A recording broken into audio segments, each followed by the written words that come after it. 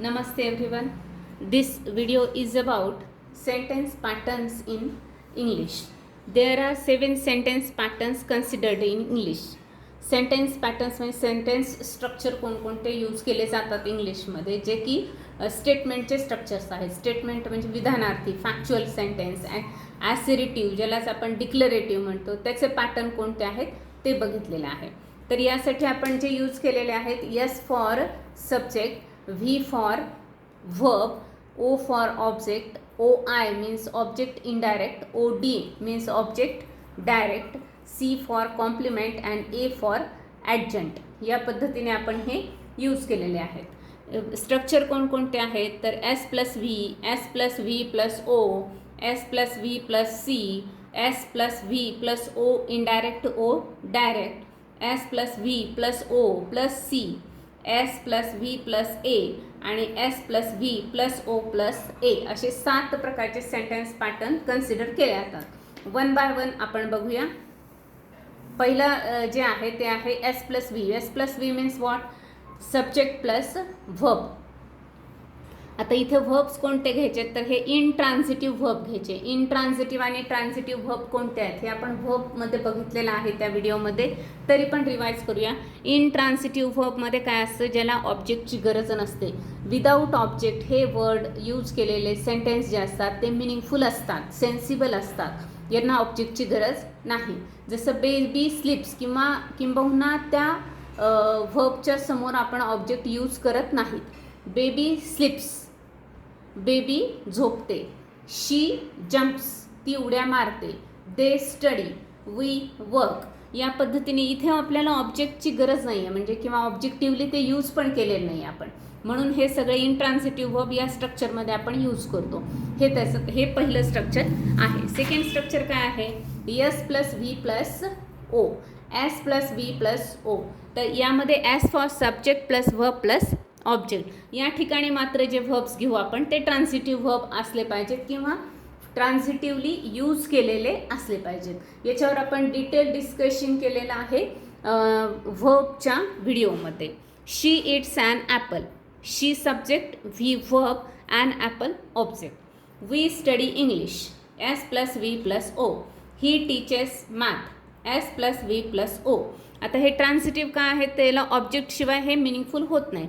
शी it's, इथं वाक्य पूर्ण होत नाही, याला ऑब्जेक्टची गरज आहे. वी स्टडी, हे याला ऑब्जेक्टची गरज आहे, म्हणजे स्टडी आपण दोन्ही प्रकारे यूज करू शकतो. वी स्टडी म्हणलं तरी वाक्य पूर्ण होतं.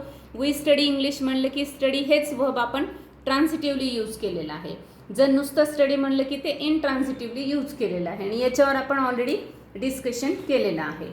Next pattern is S plus V plus C. S plus V plus C. Subject plus verb plus complement.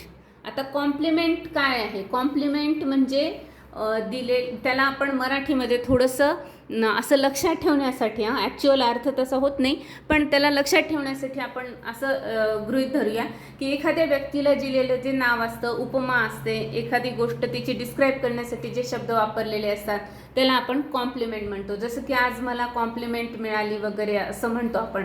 हुशार आहेस असं कोणी म्हणलं की ती कॉम्प्लिमेंट मिळाली असं म्हणतो, म्हणजेच आपल्यासाठी काहीतरी एक डिस्क्रायबिंग वर्ड यूज केलेला असतो, म्हणून कॉम्प्लिमेंट म्हणजे ॲडजेक्टिव्ह जे असतं तर ते असतं कॉम्प्लिमेंट. मग S plus V plus C असं ते स्ट्रक्चर तयार होतं. फक्त ॲडजेक्टिव्हच असेल असं नाही, बऱ्याच वेळेस ते नाऊन पण असू शकतं. म्हणजे जर एस प्लस व्ही यानंतर नाऊन किंवा ॲडजेक्टिव्ह यूज केला असेल तर ते कॉम्प्लिमेंट असतं. आता इथं एल व्ही म्हणजे काय तर यासाठी जे व्हर्ब यूज केलेले असतात ते मॅक्झिमम काय असतात?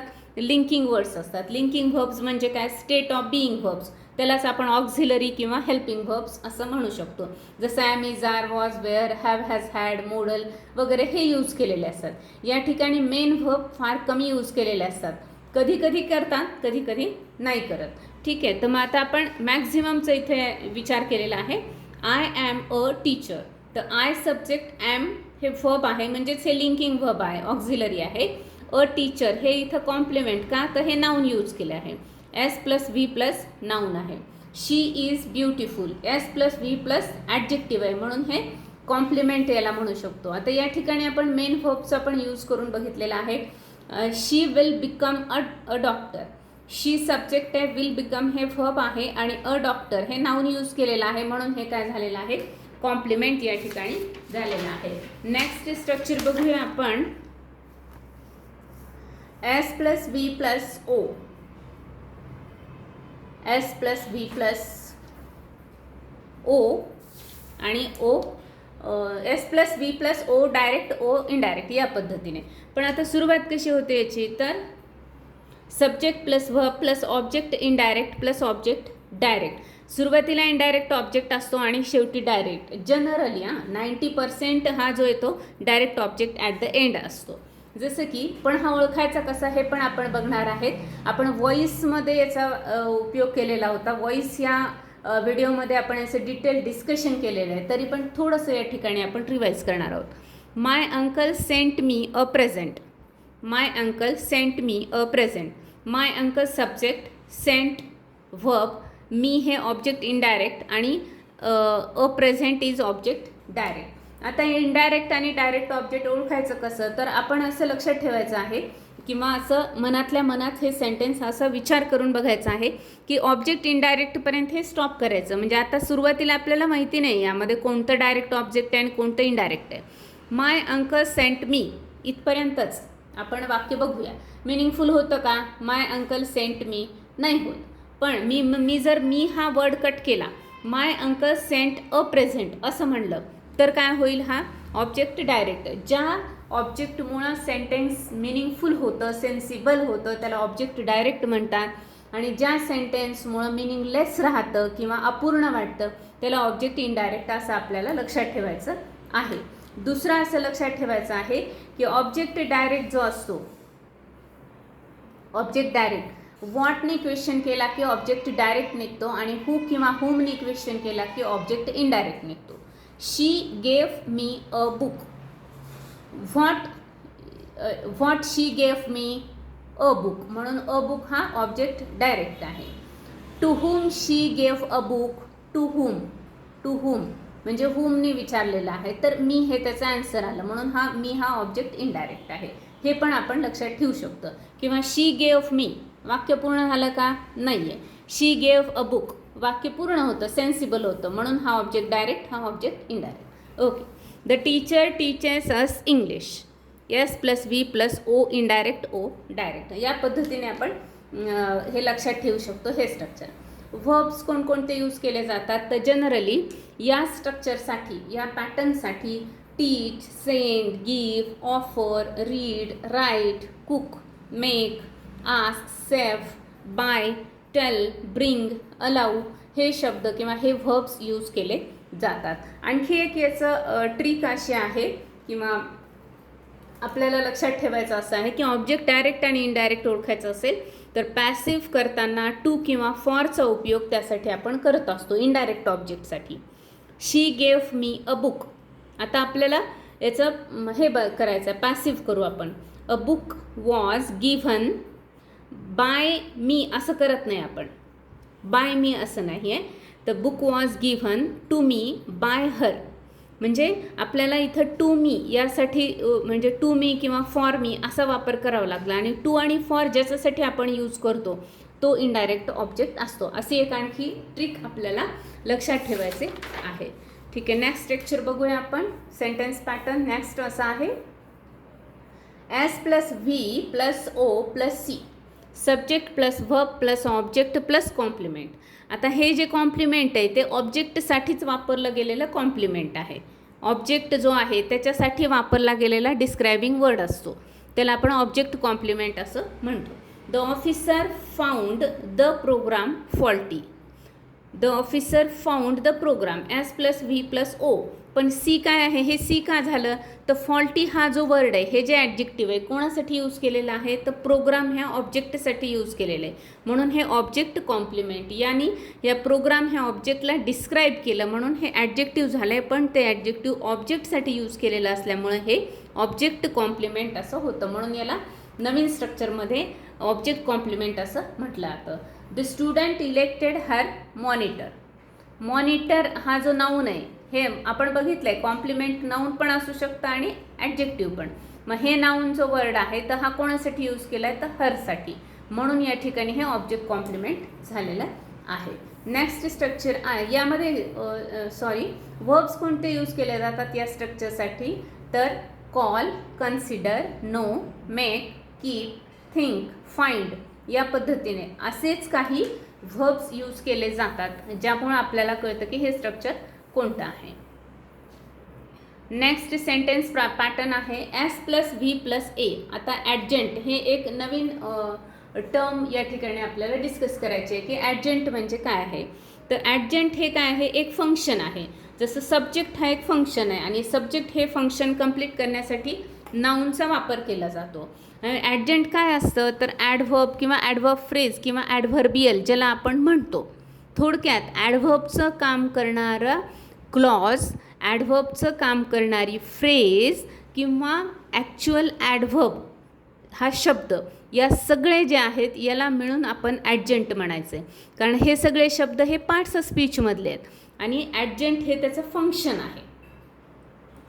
आहे. जसं की सब्जेक्ट आणि ऑब्जेक्टच्या जागी आपण नाऊन किंवा प्रोनाऊन घेतो. म्हणजे नाऊन आणि प्रोनाऊन हे पार्ट्स ऑफ स्पीच झाले, पण त्यांचं फंक्शन काय आहे, ॲज अ सब्जेक्ट किंवा as a object. In the same way adverb phrase किंवा ॲडव्हर्बियल हे पार्ट्स ऑफ स्पीच आहेत, यामधले वर्ड्स आहेत आणि याचं ॲक्च्युअल फंक्शन सेंटेन्समध्ये काय असतं, कॉन्टेक्स्टमध्ये ॲडजंट म्हणून येतं. त्यामुळे त्याला हे वेगळं नाव येतं, हे लक्षात ठेवायचं, हे ॲडव्हर्ब असतं, एवढंच लक्षात ठेवायचं आहे. आपण याचं एक्झाम्पल बघूया. I rarely drink coffee. I rarely drink coffee. Rarely हे काय झालेलं आहे, ॲडव्हर्ब झालं आहे, म्हणून या ठिकाणी हे झालं ॲडव्हर्ब, हे ॲडजंट झालं आहे. Meet me at the school. Meet me at the school. आता मीट मी म्हणजे मीट हे व्हर्ब आहे, मी हे ऑब्जेक्ट झालेलं आहे या ठिकाणी आणि इथं हे ॲडजंट झालेलं आहे. म्हणजे हे सेंटेन्स पॅटर्नचे नाही आहेत, ॲडजंटसाठीचे हे एक्झाम्पल आपण बघितलेलं आहे की ॲडजंट म्हणजे काय आहे. तर adjunct will not affect the sentence. सेंटेन्सला त्याच्यामुळं काहीही अफेक्ट होत नाही किंवा सेंटेन्समध्ये त्यामुळं काही चेंज होत नाही. ॲडव्हर्ब वापरलं काय किंवा नाही वापरलं काय, सेंटेन्समध्ये आपल्याला काही बदल करावा लागत नाही. आपण याचं एक्झाम्पल बघूया. The train arrived late. The train arrived late. The train subject आहे, अराइव्ड व्हर्ब आहे, लेट हे ॲडव्हर्ब आहे, म्हणून या ठिकाणी ते ॲडजंट म्हणून आलेलं आहे. Students work very well. S plus V plus adverb आलेला आहे, ॲडव्हर्ब म्हणून हे ॲडजंट झालं आहे. Sita left at noon. कधी, ॲट नून. आपल्याला ॲडव्हर्बचे टाईप्स पण माहिती आहेत ना, adverb of place, manner, time, reason, condition, हे सगळे आपण क्लॉजेसमध्ये बघितलेलं आहे, तोच भाग इथे लक्षात ठेवायचा आहे. Both of you come here. Here हा शब्द ॲडव्हर्ब आहे, म्हणून या ठिकाणी तो ॲडजंट झालेला आहे. लास्ट आपण सेंटेन्स पॅटर्न बघूया.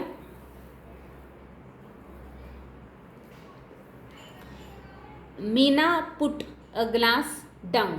बस, S plus V plus O plus A. Subject plus verb plus object plus adjunct. Object plus adjunct म्हणजे शेवटी ऑब्जेक्ट पण असतं आणि त्याच्या शेवटी नंतर ॲडजंट पण आलेलं असतं. S plus V plus O plus A.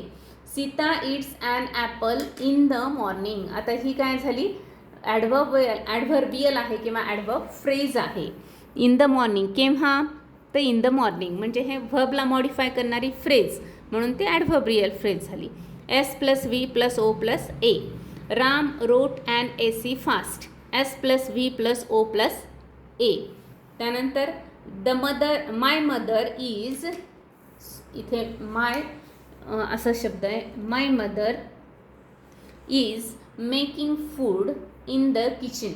My mother is making food in the kitchen. Subject plus verb plus object in the kitchen हे ॲडव्हर्बियल फ्रेज आहे, म्हणून ते ॲडजंट झालेलं आहे. आता आपण या ठिकाणी थोडीशी प्रॅक्टिस करूया की सेंटेन्स पॅटर्न जो आहे तो आपल्याला आयडेंटिफाय करायचा आहे. तर कसं करायचं आहे, बर्ड्स फ्लाय. सब्जेक्ट कशाने निघतो आपल्याला, हू क्वेश्चन जर विचारला तर त्यामुळे आपण सब्जेक्ट फाइंड आउट करू शकतो. आणि विशेष म्हणजे ह्या सगळ्या पॅटर्नमध्ये सुरुवातीचा शब्द हा सब्जेक्ट आलेलाच आहे, त्यामुळे आपण हे आयडेंटिफाय करू शकतो की हा पहिला शब्द काय आहे, सब्जेक्ट आहे. आणि दुसरा काय आहे, फ्लाय हा व्हर्ब आहे, म्हणून हा सेंटेन्स पॅटर्न कोणता झाला, एस प्लस व्ही.